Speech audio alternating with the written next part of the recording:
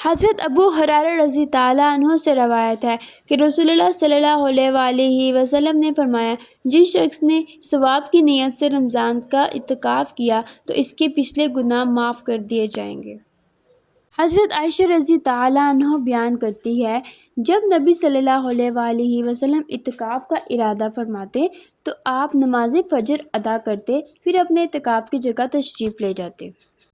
ایک جماعت نے اسے روایت کیا ہے جن کا یہ موقف ہے کہ اعتکاف کا وقت نماز فجر کے بعد شروع ہوتا ہے۔ بعض نے کہا کہ جو شخص دن کے وقت اعتکاف کرنا چاہے تو وہ طلوع فجر سے پہلے مسجد میں داخل ہو، اور جو شخص رات کے وقت اعتکاف کرنا چاہے تو وہ غروب آفتاب سے پہلے مسجد میں آ جائے۔ اور انہوں نے اس حدیث کی یہ تعویل کی کہ آپ صلی اللہ علیہ وسلم طلوع فجر کے وقت مسجد میں تشریف لے آتے تھے اور نماز فجر کے بعد اعتکاف کی جگہ تشریف لے جاتے۔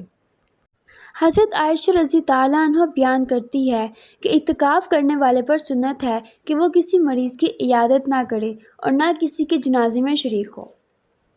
حضرت عائشہ رضی تعالیٰ عنہ ہی سے روایت ہے کہ نبی صلی اللہ علیہ وسلم وفات تک رمضان کے آخری عشرے میں اعتکاف کرتے رہے، پھر آپ کے بعد آپ کی بیوی نے اعتکاف کیا۔